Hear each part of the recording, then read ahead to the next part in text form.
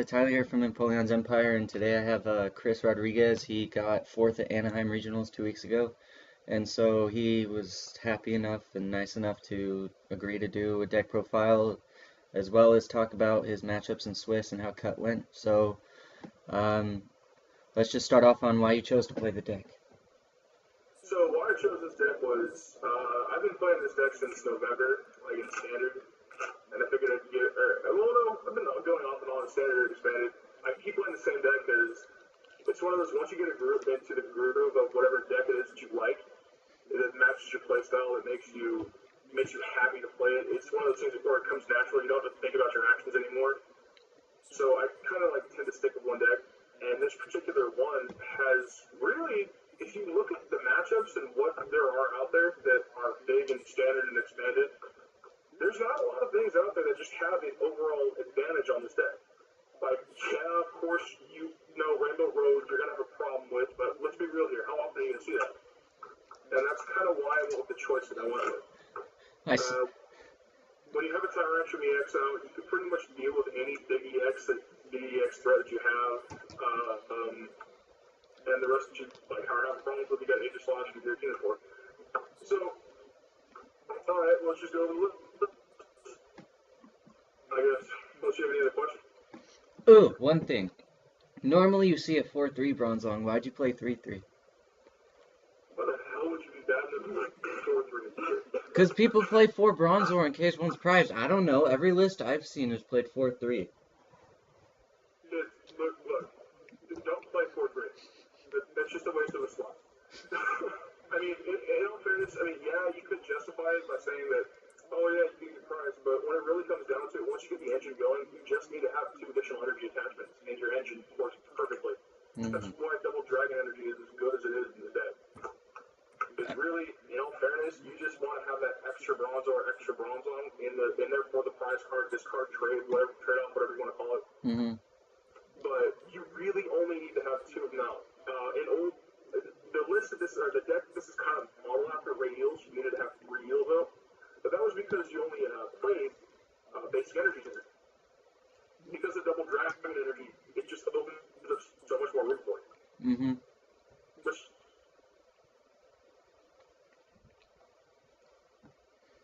They're in a storm right now, so. That's really what it comes down to. Yeah. So let's talk about Swiss. Okay, so Swiss. Swiss was not fun. I'll be completely honest with you. It was a white knuckle ride the entire time. So the night before, I had to listen to this one, Finnegan Lynch over here, berate me with telling me how terrible my matchup is to Vespiquen. I thought he was bad. It was how he was just. So he put the fear of God of Vespiquen into me. That's a euphemism, by the way. Anyway, for Vespiquen matchups. And so because of that, he actually is that was the only reason why I ended up running a Hex Maniac, because he was like, oh, dude, Hex Maniac, it just wrecks the Vespiquens. It makes it hard for them to come back. And I was like, all right, sure, I'll try. Oh, okay, cool. So I ended up finding space for Hex Maniac, because in all fairness, unless you're really worried about a certain thing, I don't know what to do, man. Unless you're really worried about a certain thing, Hex Maniac serves no purpose in this deck, because Tyrantrum will just deal with anything that's in front of it. But even now, dude, honestly, it's a really strong contender for Worlds, because if you look at what everyone's hyping up this Jolteon EX, right? Yep. For example, they're just hyping it up because they're like, oh, it's so good, it basically can't touch it. Bro, Tyrantrum eats that thing. I'm telling you. So, round 1 was against a Vespiquen deck, which I was like, okay, cool, this is how this tournament's going to go. I'm just going to be pooping out. Seeing Vespiquens and just getting pooped out all day. By just getting swarms of bees just berating me with terrifying this. Anyway, so, I ended up beating him. I don't remember the exact matches because, in all fairness, the day is a blur. Yeah. Except for, the actual games and decks that you're playing against. It was against a Vespiquen player. I beat him.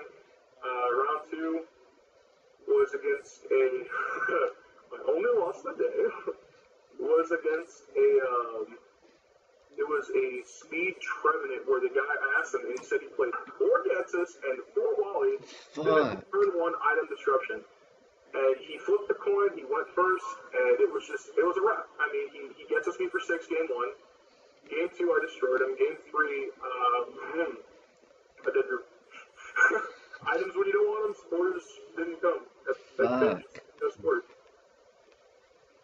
Rounds 3 and 4 were both Vesperman. And just like I said, I found a way to beat him, which I'll go over later. And you carry on with that one. There's a way to, when you use this deck, basically, actually I'll go over it now. When you use this deck, the way you beat Vesperman, by the way, just to let you guys know, when you use any Tyrantrum Giratina deck, is you gotta remember, it's called Tyrantrum, but Giratina is a secondary attacker that's really good in that matchup. Yeah, we see you play 2, so it can come in handy against things like Night March and Bees. Oh yeah, Bees. So basically, in that matchup, for standard, it's a lot easier. It's a lot better for more in your favor because they don't have the Plasma Flareon. Yeah.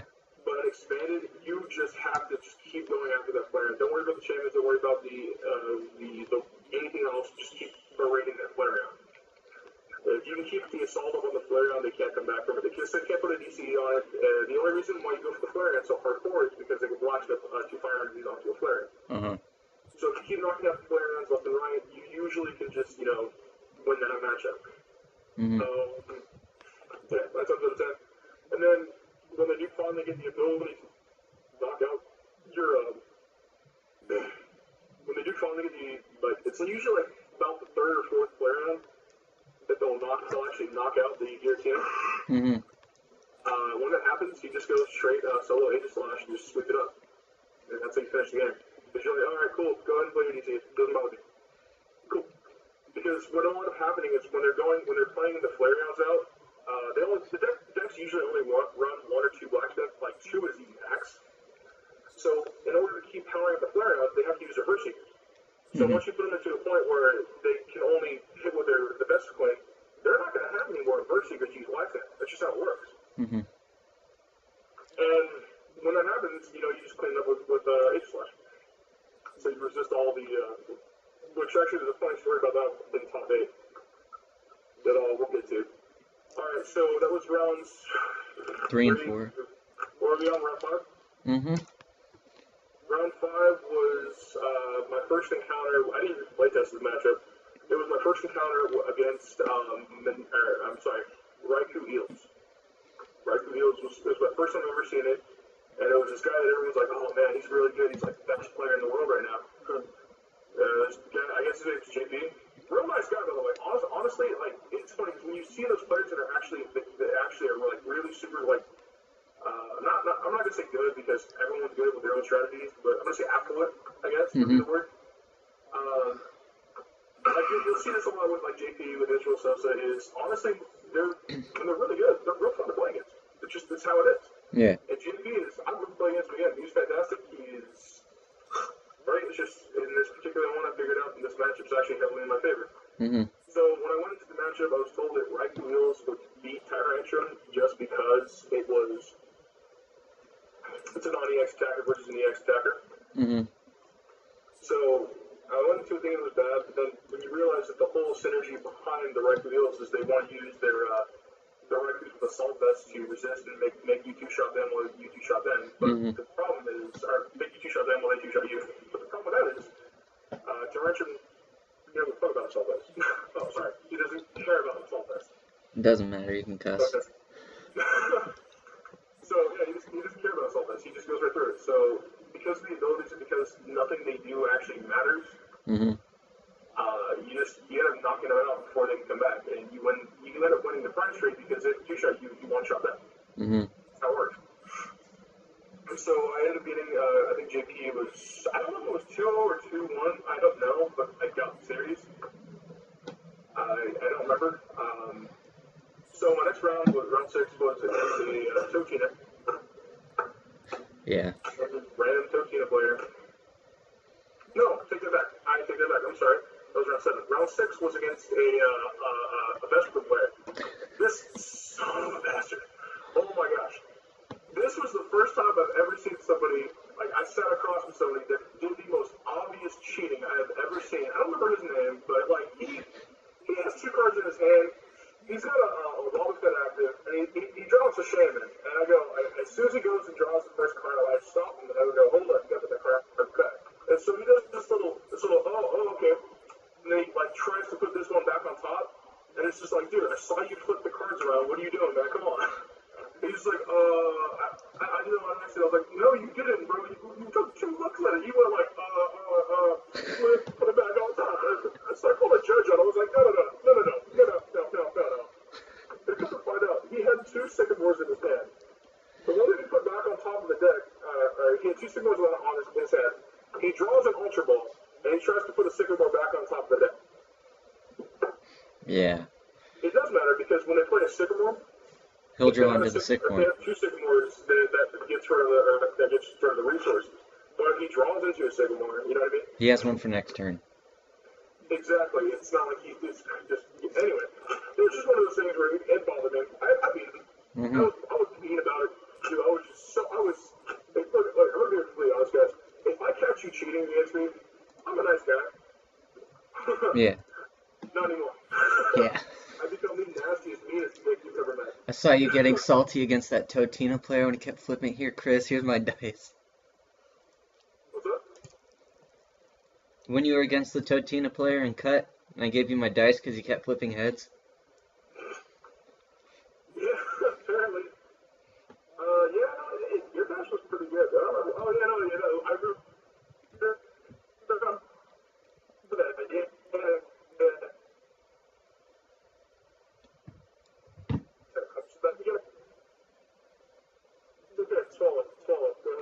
No, the thing froze. Don't spit it out. Swallow it. Be a champ.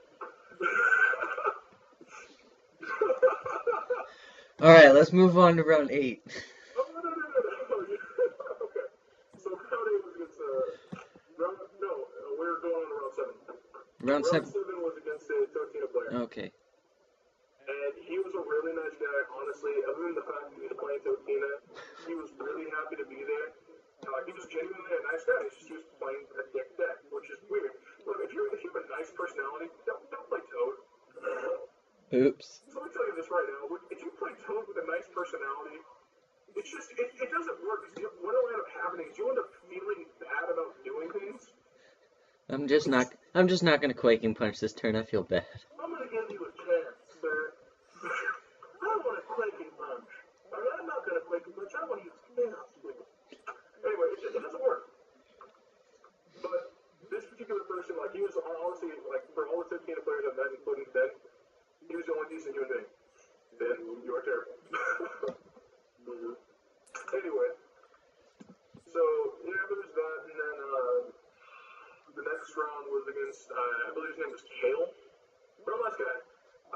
He was playing the Ride to Wheels again, and after playing against JP, I figured out the matchup, and it was just not good for him.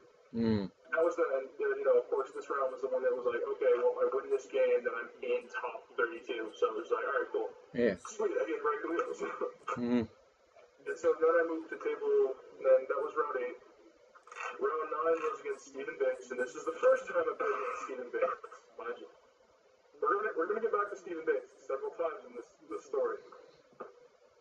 And there was some plays that he was doing. So Stephen Banks was the guy that just destroyed everybody at regional when Anaheim day 1. Like, he completely obliterated everyone, except me.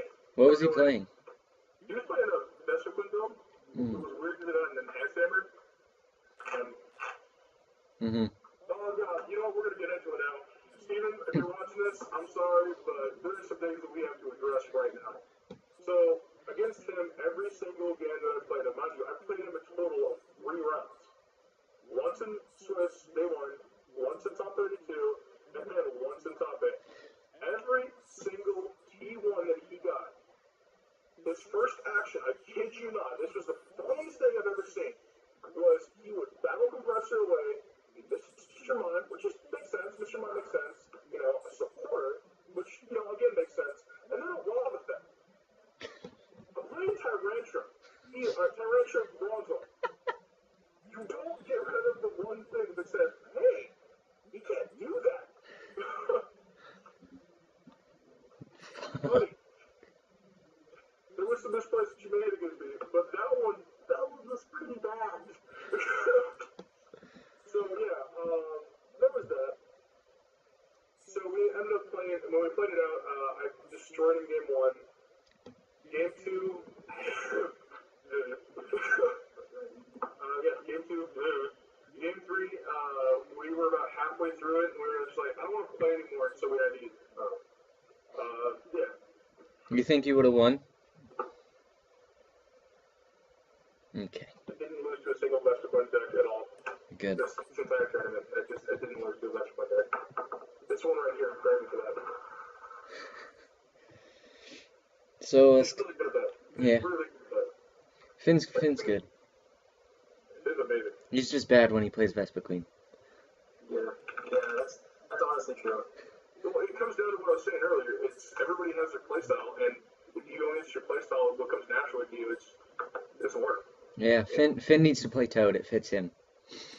Like, okay, let's actually explore this fact. Like, look at some of the most prolific players that you see out there, right? Mm-hmm.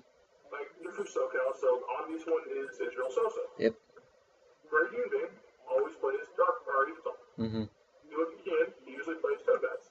Yep. Like, I don't think I've seen a single tournament this season where he wasn't expanded, where he wasn't playing Toad Bats. Yeah. He finds a way to put Toad in everything. He just loves Toad, and he does very well with it. Mm-hmm. Me, obviously, Tyrantrum. I'm not on their level, but I'm just saying, like, if you have something that works for you, don't fix it. You gotta understand. There's a point where you gotta stop playtesting other things. Mm-hmm. Not stop playtesting other things, but stop questioning. You know? Yeah. Okay, so that was day 1, and I finished my record day 1 with 1 loss, 1 tie, and 7 wins. So 21 points. Yeah, no, 22 points. Sorry. Yeah. Yeah. So that's how the day 1 went, which was cool as shit. And so, yeah, my understanding was 18 points made. I had 22. I was second seed going into day 2. It was cool. Mm-hmm. So, you have any questions for that before we go into? Nope. I mean, it pretty much clarifies what you lost to and what you tied to and why. So. I lost 2 decks. There's the only 2 losses that I had in my life. Yeah. So, alright, let's talk about top 32. Top 32 for me was just weird. I don't have any other explanations for it. It was weird. So, round 1, because I was second seed, I was paired with Stephen Bates. It was seed number 1. And he starts off the game again. Battle Compressor, Mr. Mime, for Wobbuffet? Wobbuffet freaking Fett. And it was just, bro, why? And, yeah, no, so we figured basically, based on our records, that obviously you only needed 30 points to get into top 8. And so we're looking at it, we're like, you know, if we had to, you'd be at 24 and I'd be at 23, and I'm fine with that, but I mean,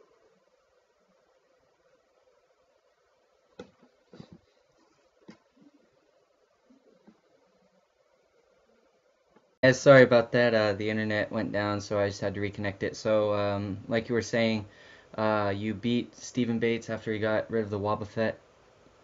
no, I didn't. Or you tied? Well, yeah, no, we tied. We were just talking now because the way I saw it was my goal. Honestly, I kid you not, this was exactly what I said to him.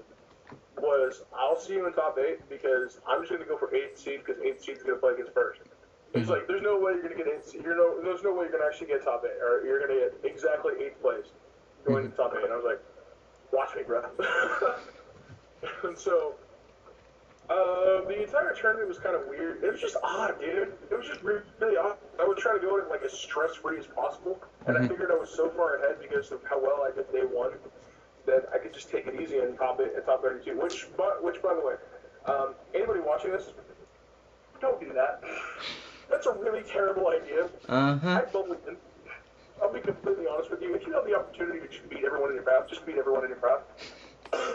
There were some questionable things that I did to get to where I was. All right, let's go back. So, so game 2, or round 2 into the top 32 was against Francisco Chilean dude. I don't know, didn't speak English. He was Chilean and Didn't speak English. Didn't speak English. He knew how to cheat in 4 languages though. He he was very cheatorian. Mm-hmm. Anyway, he honestly, the stories I heard after the tournament about him were just absolutely god awful. Like, I guess he cheated an LC against a junior. Nice. Yeah, real cool dude, bro. Yep. There was some snafu with, I guess, Graham in day one, Oh. where he wouldn't. Yeah, what happened was, Graham circled game one. No, but, or I walked past it when it happened, but, Graham told me about it. Game one, he won. Then game two, the Chili kid won, and they didn't mark it. And then when Graham won game three, they went to sign, and the guy was like, okay, I'll start. And so the kid cheated him out because he didn't mark down when he won the second game. And so it resulted in a tie instead of Graham winning the series. Yeah. See, first off, one thing I want you to know about Graham is, as much shit as I get him for being completely socially awkward, he, one, doesn't lie, two, doesn't steal, and three, doesn't cheat. Mm-hmm. So when it comes down to, like, honestly, just like an issue regarding, like, his work against this guys, Yeah. if you've met Graham Westby, you know exactly what we're talking about. He's just an all-around good person. Yeah. You know? He wouldn't do anything. Not only that, I mean, but then again, I'm also kind of biased in this particular situation because he is our friend and because he's our local. But let me put it this way: we were at a Denny's in Seattle. I tried to get this guy to dine and dash. He wouldn't do it. Remember that? That's not super impressive, though. That's pretty impressive. Not really. Just having a caution. I think most people wouldn't just... Not most people would be like, wait, free meal, let's go. I don't think so. I have no morals except for in Pokemon. Yeah. That's good. That's what you know. All right, let's get back. You played this. Yeah, let's get back. You played this Chili kid. You can skip past that, right? Skip to the good parts. So yeah, no, I played against this Chilean dude, and so game one, destroy him. Game two, because you gotta remember, I'm playing Tyrantrum. I have Aegislash. Tyrantrum wins that matchup. Despite what happened to me in top four, Tyrantrum wins that matchup. Especially on this one. Laser. Not something that argue or defend. Laser, you're asleep. Tails.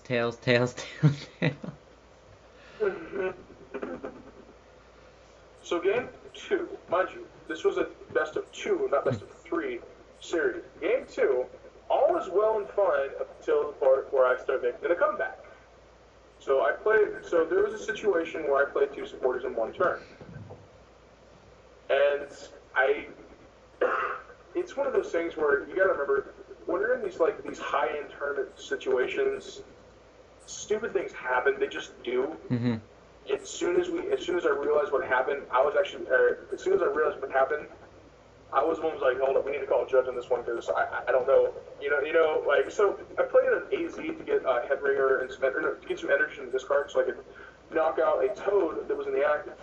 He had the Giratina powered up, not powered up, but with the PE on the bench. Mm-hmm. And, he had a Toad in the active and a Giratina. I had a Giratina on the active and a Tyrantrum on the bench. Giratina had 3 mental energies on it, so I figured, okay, if I play AZ, I can just pick him up. And then somehow or other I got distracted, and then I completely forgot how the turn was going. So I mental links, and then I played Lysandre. He promoted the Giratina, and he knocked it out. And as soon as I put the prize card to my hand, he's like, oh, by the way. He's like, oh, but you played AZ, And it's funny, because... He called you after you took your prizes. Specifically, you played AZ. Motherfucker, the entirety of the game that we were playing before this exact moment, ocho, no habla inglés. But then again, as soon as something happened, you played AZ. Really? Really? I can say these guys' names. My name is Christopher Rodriguez, sir. I have a free pass on this web. Anyway, really, dude? That's not cool, man. Don't pretend it's not. I don't know.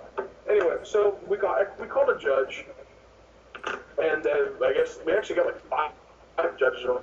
And I was like, hey, yeah, my bad, guys. I accidentally. I was completely upfront and honest with them. I was like, hey, dude, I accidentally played 2 supporters this turn, and it kind of set my ultimate game state. I used a Lysandre to bring up his bench Pokemon, knocked that one out instead of the one that was in the active. Mind you, they're both EXs, they both would have given 2 prizes, and Tyrantrum kills everything. So, so nothing mattered other than the totally active or the Giratina EX. That was the only thing that mattered about the situation. And so the ruling on it was, okay, we'll put the Giratina back. He knocked out the Toad. Put the Lysandre back in the hand. We gave him a warning. This is how it was, because it was my first defense the whole tournament, and it was one of those things where it was a genuine, my bad, I'm sorry, dude. So, Chilean dude. Now all of a sudden he can't speak English again. Like, he just completely forgot about how to speak English. Goes, I need a translator, He sat there and he tried to whine about the ruling, and he tried to say that I was altering the game state because I knew about what prize cards I had in my hand. Mind you, every single other person around us was always like, well, he's taking those prizes anyway. And what does it matter? And I was like, yeah, these are the prizes, I'm taking these prizes. Like, I had them decide, I was like, there's 2 prizes right here. I put them over here, and I was like, alright, I'm gonna take these prizes, dude. Man, it was just bad. So, yeah. He got out of the turn, and he knew I had a Lysandre in my hand. It was beautiful. It was just like, I could actually, at this point in time, after the ruling, I was just like, in the back of my mind, I was playing like a Sarah McLachlan in the arms of the angel.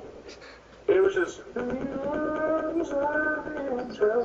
and so he whipped on the DDE, and of course, I had a Lysandre in my hand. It was great. I played the Lysandre and at the beginning of the series, so that was my only win in top 32. Only. Yep. Yup. Haha.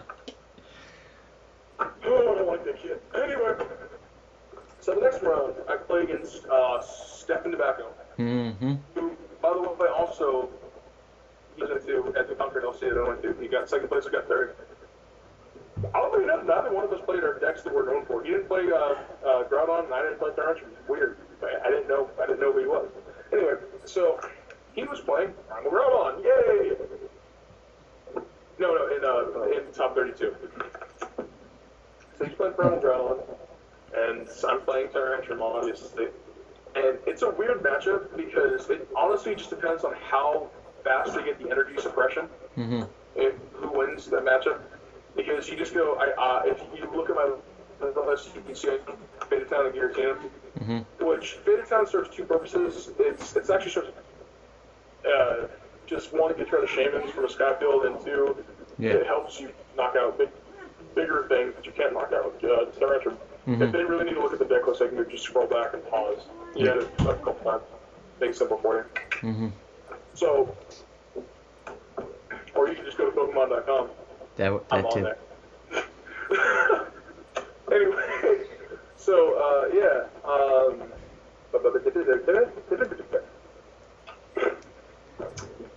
Where was I? Oh yeah. So game 1, it's when you're playing against Groudon, you got to get comfortable because you're gonna be there a while. And we grinded it out. I had 1 prize left. He ended up getting the last 2 prizes because once Primal Groudon gets going, if you can't stop it, you won't stop it. Yeah. That's how it works. So he ended up winning that game. And we go to game 2. And when we're in game 2, he gets a bad start. Like, it's just cancer. Like, he started just terrible. And I literally I noticed it, I picked up on it real quick, because you can tell when you're playing against somebody, you know when they dead draw. Like, you can actually see it happening. Because it looks, no matter who that kind of like, with Keenan and Meanie, if you ever sit across him, he stops chewing. Like, I'll give you that much. It's just, it's one of those weird things where you can actually, everyone has to tell. And so I knew it was dead wrong, and so I was like, okay, well, I'm just going to go straight Tyrantrum on this one. I had 1 draw. I could have overextended this out and everything, but I ended up just knocking out 2 regular Groudons. Yeah. Because she just had no more basics. So, yeah, that's how that game went. I got that game, we went to game 3, and I was like, dude, Stefan, if you have a good matchup against me, if you and I actually go at it, and you don't dead roll, you do realize that this will take until, because we had like 8 minutes left on the clock. I even asked him, I was like, how much time do we have? Let's be honest here. He goes, we have like 8 minutes, so I was like, do you really think we're going to get a good game in? Because clearly you can see that I'll donk you if I can. He goes, yeah, well, let's just ID. It's not that big of a deal. And so you're like, all right, cool, we'll ID. And so we start the next round, and this is going to the 4th round of top 2. And I don't know, I forget who it was that I was paired against. I'm sorry, man. It was a long day. Anybody watching this that played me in the tournaments, I'm really sorry that I don't remember your names. It was a lot of people I met that day. Mm-hmm. Really sorry. Yeah, my bad. So it was somebody that came up to me. He's like, he comes up to me, ID? I was like, I sat down, thought about it for a second. I was like, I gotta go to the bathroom. Yeah, sure, let's go. ID. I didn't even think about it. And so I was like, cool, I'll be at 20 points. Yeah, why not? And so I got ID'd, and that was really stupid on my behalf because he was. Come to find out later, he's playing like Evital. That's like my best matchup by far. Oh, was he what the hell was his name? It was like Carlos or something. Something. We'll just call him Carlos. I'm Carlos. So yeah, Carlos. I'm sorry, that's not your actual name. Well, that's that too. He was really cool about it. I was like, just show me the Archeops and I'll ID with you. So he shows me the Archeops, we ID. Whatever. Mind you, guys, something you gotta know. That card that Ben told me to put in my deck, that Hex Maniac, that means I win that matchup. I don't lose that matchup at all. Yeah. Just keep that in mind, because I will play Hex Maniac and then evolve Brawl. It's not that big of a deal. Mm-hmm. You know? Then I'll continue the game on, and when you have basically what it comes down to is when you have an Evital EX versus a Tyrantrum, yeah. Evital does not win the match. It doesn't do it. Mm-hmm. So, yeah, I did that round. Then we go into the final round, and this is where I actually started feeling, this is like where I actually got the butterflies and started feeling the tournament jitters, was going to the final round top 52. This was like the sickest I've ever been in a tournament. I was so zoned out and so like completely like just enamored with what was going on. I was just like fried. And so I got paired up against Sammy Sosa. Mm-hmm. And he was playing Rainbow Road, and I'm like, oh, this is what it comes down to. I'm going to lose. I'm not going to make it. I'm going to top 16. This is going to be a bad day for Chris. Well, not a bad day. That's actually, no matter what happened, I was like already like happy with how I've done because those people completely honest with you guys. And then as well at regionals before, and I was happy. Yeah. Hey, at least you didn't have to play against Primal Groudon with 3 enhanced hammers, 2 Zerosic, and a team player card. Wait, no, I did. No, I played against my last round was in round 5 of top 32. I played against Alex Koch, and he was playing Primal Groudon with 3 enhanced hammer. That's insane. And I was playing Toad with Genesect. Bro.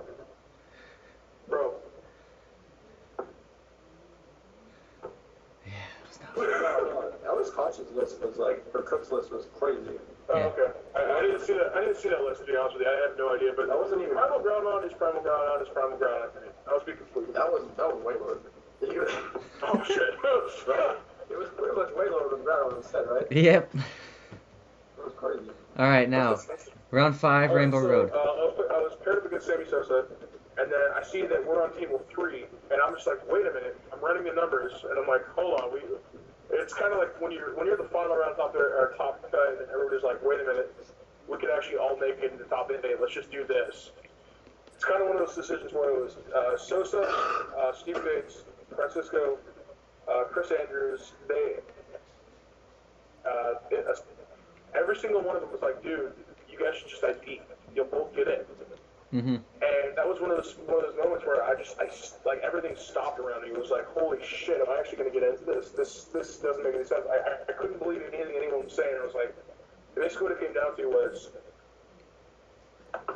the question that I asked myself, and it's really messed up for me to say this on stream, but it really came down to this particular moment, was I was just like, would Israel Sosa lie to me for any reason?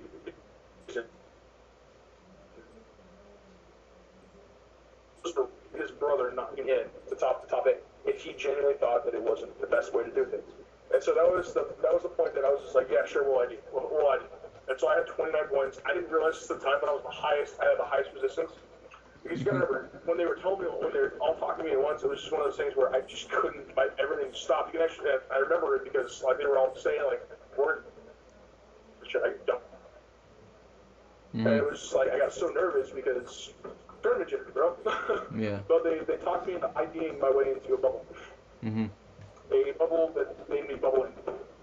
Which I gotta be honest with you guys, please don't ever do that. It's one of those weird situations where you're just like, I would much rather, looking back on it, I would have rather played it out with Sammy. Mm-hmm. Obviously, it worked out well for me, but I would have rather, honestly, going back on it, we should have just played it. Yeah. So, when it came out, Sammy, again, I'm so sorry that you didn't make it in, bro. You got 9th place, and that sucks. It really does. I wish you would have gotten in. What ended up coming down to was, I was looking at this matchup. It was like 2 tables down. It was with, I'm sorry, Austin, but it was with you. Austin was playing the guy, Austin Attaway was playing the guy that I thought that I previously ID'd with. So I was looking at the game that they were playing, and I looked at the matchup, and it was Best of Queen versus Evital with Archeops, and I was like, wait a minute, they have really long games because the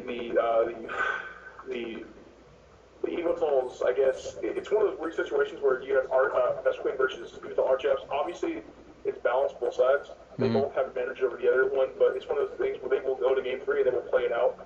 So I was looking on it, and I was right. Then it did go into time, but the guy that was playing Evital Archeops ended up scooping instead of actually going to do it in the ID.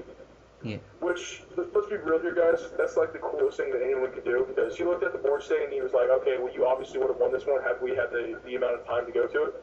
Uh-huh. But what it looked like was they were obviously going to draw. Mm-hmm. And so I was like, yeah, well, Sammy should make it in, because if they draw, then that frees up a slot in top 8.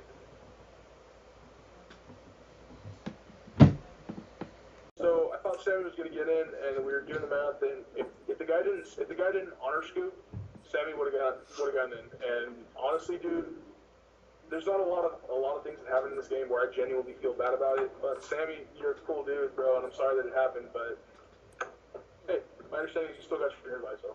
Mm-hmm. We'll see you in Worlds, bro.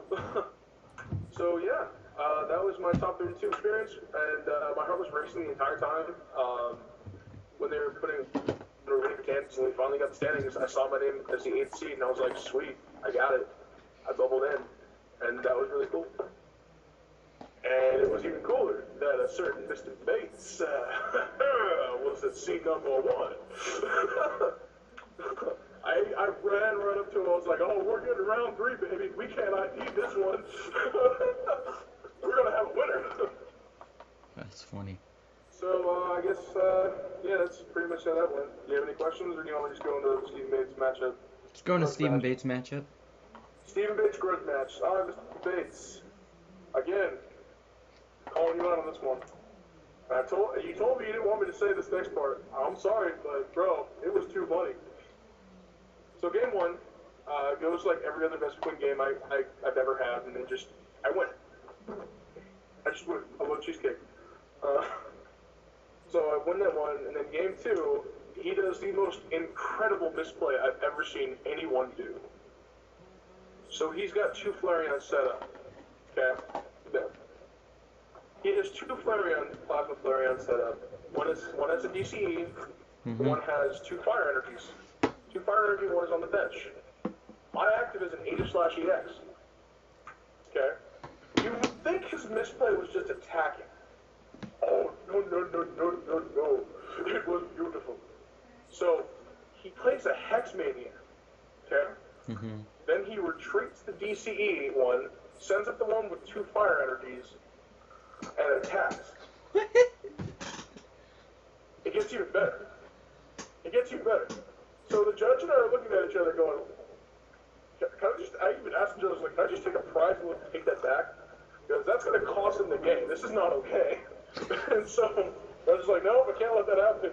I'm like, oh God. So he does that. And then we look at the damage. There's 7 Pokemon, or no, there's like 6 or 7 Pokemon in his discard. Just enough for him to do 160 damage to a 170 HP Aegislash EX. Yeah, he has 6 in his discard then.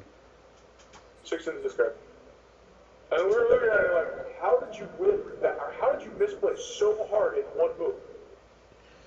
Oh, fuck. And at that point, it was just like, alright, I'm winning this. I'm not letting it come back then. So I proceeded to use the Giratina sweep, and I won the game. and I advanced myself in the top 4, and then we go into the game that I just, oh god. Woo! Come on, Chris, tell us how bad it was. Tell us how bad it was. Game 1 was actually, Game 1 wasn't that bad. What were you against? Was fun. Game 1 was great. He got me, honestly, he got me genuinely. I don't know how I could have, I'm not going to sit here and say he cheated on this one. I'm not going to sit here and say that anything bad happened in this particular way, because it just flat out didn't. He just genuinely beat me Game 1. Oh, you played against the Totina guy?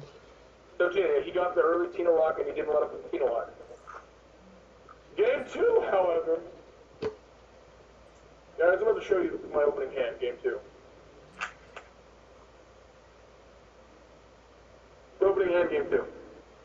Holy shit.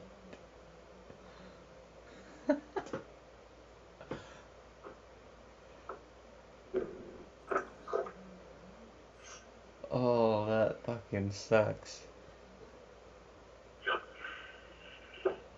I think I can get. Tyrantrum is one of the funnest decks you'll ever play if you enjoy the playstyle.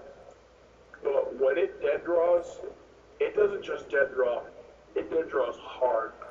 Yeah. And it rip you apart. And the fucked up part is, I took 5 prizes that game. What? And I was 1 turn away from winning. How the fuck did you do that? Hoopa, bro. Oh my god. Hoopa, bro. That's my report for regionals. And so, how many points were you at? 295 after that? I was at 295 after that, and I went to an LC in Concord today, and I took 3rd place, which means... Got your invite. They had 4 slots that I used for LCs.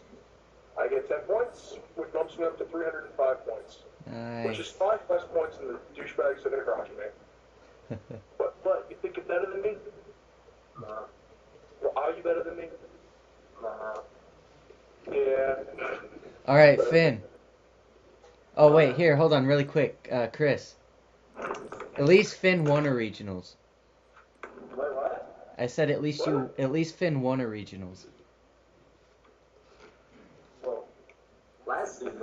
Said you still won. I was pretty good last season. Yeah.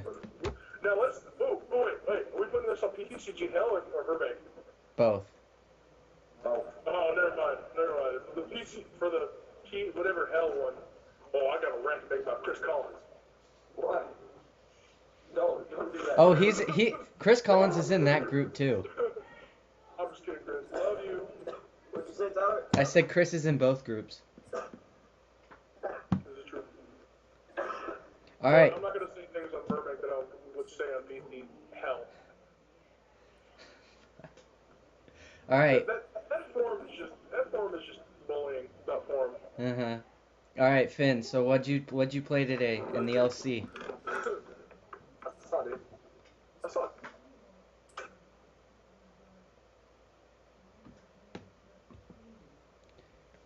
Alright, guys, well, that's pretty much it. Thanks for watching, and, yeah, it was a good video, and everything just seemed to work out well, and thanks for watching. Peace.